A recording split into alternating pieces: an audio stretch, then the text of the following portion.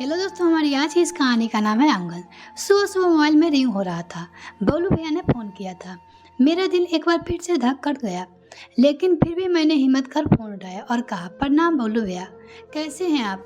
बिल्कुल ठीक हूँ सुरभि, तुम लोग कैसे हो? विनीत कैसे है और अपना बिट्टू?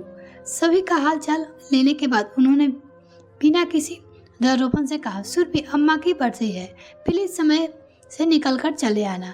अरे हाँ बिल्कुल भैया, मैं ज़रूर आऊँगी। विनीत और बिट्टू को लेकर ही आऊँगी।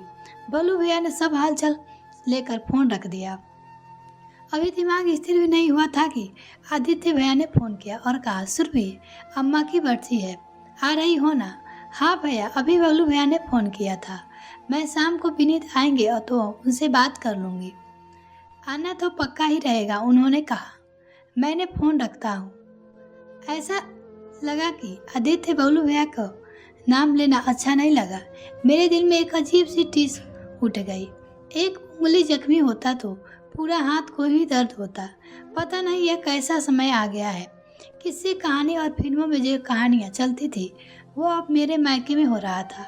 वही पुरानी कहानी, जायदाद और बंटवारा। अम्मा कहती थी कि मेरे दोनों राम लखन, आज यह दोनों राम लखन एक सी छोटी सी जमीन को लेकर लड़ने मरने को तैयार थे। अम्मा इस दुनिया में नहीं रहती तो क्या झगड़ा निपटा सकती थी? मेरे समझ में नहीं आता। पापा ने घर का बंटवारा 2 हिस्सों में पहले ही कर दिया था। एक छोटा सा आंगन जिसमें फूलों के मौसम में पापा फूल लगाया करते थे और सर्दियों में मौसम में वह साग, धनिया, लहसुन आदि का उत्तम स्थल बन जाता था। न जाने पापा के दिमाग में क्या आया होगा कि उस छोटे से प्लांट का बंटवारा किया ही नहीं। पापा ने क्या सोचा होगा, यह तो वही जाने। बबलू भैया ने लेकर मेरे शादी, बच्चों की छठी जन्मदिन, यहाँ तक कि माँ पापा की श्राद्ध और त्रयोदशी का भी वही आंगन में गवा रहा है। उस छोटे से जमीन को लेकर दोनों भाइयों के दिल तक दरार पहुँच गई। अब विनीत मेरे मायके में हस्तक्षेप नहीं करना चाहते थे, वह न्यूट्रल ही रह सकते थे। इसी समय भी वह मेरे साथ चलने को तैयार नहीं थे। उन्होंने काम का बहाना बनाया और कहा, सुरभि तुम्हें अकेले ही चले जाना चाहिए, तो मैं ड्राइवर के साथ लगा देता हूँ। ठीक है, मैंने इतना ही जवाब दिया क्योंकि मैं नहीं चाहती थी कि वहाँ की आग विनीत तक या फिर उनके परिवार तक पहुँचे। अपने ख्यालों में कोई कब तक घर पहुँच गई, मुझे ख्याल ही नहीं आया। वही घर जिसमें मैं अपना कहती थी मायका, यही सब जिसका भरोसा एक ब्याहता नारी सबसे ज़्यादा समझ सकती है, आज पराया सा लग रहा था। घुसते ही माँ पापा की तस्वीर मुँह चिढ़ा रही थी। माँ की बरसी थी तो भाई भाभी और घर के सारे लोग पूजा पाठ में ही व्यस्त थे। मेरी तरफ ज़्यादा ध्यान किसी का भी नहीं था।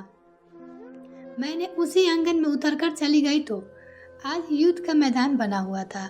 वहाँ पहुँचते ही मेरे आंखों में आंसू आ गए। अभी भी कोने में सामने से बेला और सुनवाई के फूल लगे हुए थे।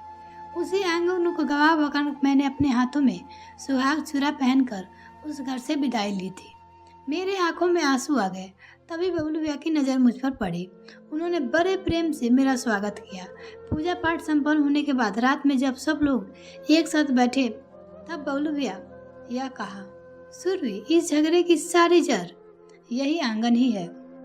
हम दोनों भैया ने फैसला किया है कि अब पूरा घर ही हम बिल्डर को दे रहे हैं। यहाँ तक कि एक सारा बड़ा सा मार्केटिंग कंपलेक्स बनाएंगे और उसमें लगे हुए मल्टी स्टोरी बिल्डिंग, जिसमें से 3-3 फ्लैट हमें मिल जाएगा। सारी लड़ाई खत्म। आदित्य भैया ने भी इस बात का समर्थन किया और दोनों भाभी मुस्कुराते हुए मौन स्वीकृति दे रही थी। मैं क्या कहती, मेरी समझ में नहीं आया, क्योंकि लड़कियां तो मायके में पराया धन होती है। तो अब वो घर कहाँ रह गया? एक मायका था, पराया हो गया। मैंने भी उनको हाँ में हाँ मिलाते हुए कहा, हाँ भैया यह बिल्कुल सही रहेगा। लेकिन मेरे अंदर की टिस अब ज़्यादा गहरी हो रही थी। वहाँ से लौटते हुए मुझे लगा कि अब कहाँ रह गया मेरा मायका। माँ पापा की यादें, बचपन की यादें सबको अपने सीजन में समेट आई। विनीत की नज़र पड़ने से पहले ही मैंने अपने आंसू पोंछ लिए। मिलते हैं फिर नेक्स्ट फ्रेंड, तब तक के लिए bye. Thanks for watching this video. तो और चैनल को अभी तक सब्सक्राइब नहीं किया तो प्लीज़ मेरे चैनल को जल्दी से सब्सक्राइब कीजिए, साथ में बेल आइकन प्रेस करें ताकि मेरे और भी वीडियो का नोटिफिकेशन सबसे पहले आपको मिल सके। बाय।